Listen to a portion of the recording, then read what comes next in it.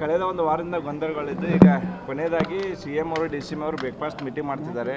ಏನು ನಿರೀಕ್ಷೆ ಮಾಡ್ಬೋದು, ಏನು ನಿರೀಕ್ಷೆ ಮಾಡತ್ತೀರಿ ಸರ್ ನೀವು? ನಿರೀಕ್ಷೆ ಅಂದರೆ ಶಾಂತ ಈಗ ವಾತಾವರಣ ತಿಳಿ ಆಗಬೇಕು.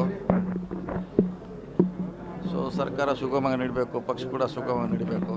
ಆ ರೀತಿಯಿಂದ ಇಬ್ಬರು ನಾಯಕರು ಇವತ್ತು ಒಟ್ಟಾಗಿ ಕೂಡಿ ಈ ಗೊಂದಲಕ್ಕೆ ತೆರೆಗಿಳುವಂಥ ಒಂದು ಪ್ರಯತ್ನ ಮಾಡ್ತಿದ್ದಾರೆ. ನೋಡೋಣ ಬ್ರೇಕ್ಫಾಸ್ಟ್ ಆದ ನಂತರ ಏನೋ ಸಂದೇಶ ಕೊಡ್ತಾರೆ. ಸೊ ನಾವು ಕೂಡ ಕಾಯ್ತಾ ಇದ್ವಿ. ಚಂಡ ದೆಹಲಿ ಅಂಗಳಕ್ಕೆ ಹೋಗುತ್ತಾ ಅಥವಾ ಇಲ್ಲಿ ತೀರ್ಮಾನ ಮಾಡ್ತಾರೆ? ಅಲ್ಲ, ಅಂತಿಮವಾಗಿ ಡೆಲ್ಲಿಗೆ ಹೋಗಲೇಬೇಕು. ಇಲ್ಲಿ ಮೊದಲು ಇವ್ರ ಹಂತದಲ್ಲಿ ಮುಗಿದ್ರೆ ಒಳ್ಳೆಯದು. ಅಂದರೆ ಈಗ ಒಂದು ಕಡೆ ಇಲ್ಲಿ ಸಿದ್ದರಾಮಯ್ಯ ಅವರು DK ಶಿವಕುಮಾರ್ ಸಭೆ ಮಾಡ್ತಾರೆ, ಮತ್ತೊಂದೆಡೆ ಇವತ್ತು ಮಧ್ಯಾಹ್ನ 1 ಗಂಟೆಗೆ ರಾಹುಲ್ ಗಾಂಧಿ ಖರ್ಗೆ ಅವರು ಕೂಡ ಮೀಟಿಂಗ್ ಮಾಡ್ತಿದ್ದಾರೆ ಸರ್. ಮಾಡಲೇಬೇಕು. ಅಂತಿಮವಾಗಿ ಆಗೋದು ಡೆಲ್ಲಿನೇ.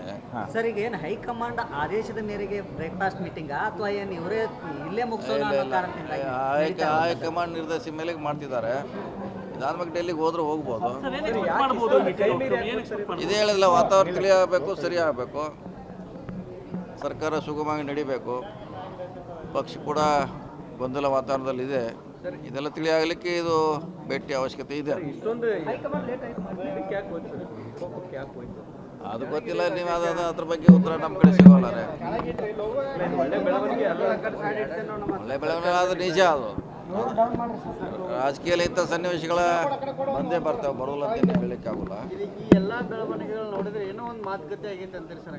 ಅದು ಏನು ಗೊತ್ತಿಲ್ಲ, ನೋಡ್ಬೇಕಾದ್ ನೋಡೋಣ ಏನು ಹೇಳ್ತಾರೆ ಅವ್ರು. ಬ್ರೇಕ್ಫಾಸ್ಟ್ ಆದ್ಮೇಲೆ ಬೆಂಗಳೂರು ಮೀಡಿಯಾ ಮುಂದೆ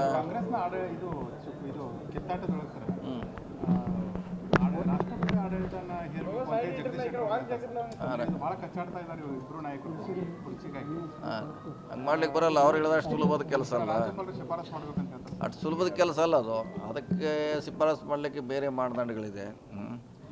ನಾವು ಜಗಳ ಆಡಿದ್ವಿ, ಹಂಗೆ ಶಿಫಾರಸು ಮಾಡಲಿಕ್ಕೆ ಆಗೋಲ್ಲ. ಅದು ಅದಕ್ಕೆ ಮಾನದಂಡ ಬೇರೆ ಇದೆ.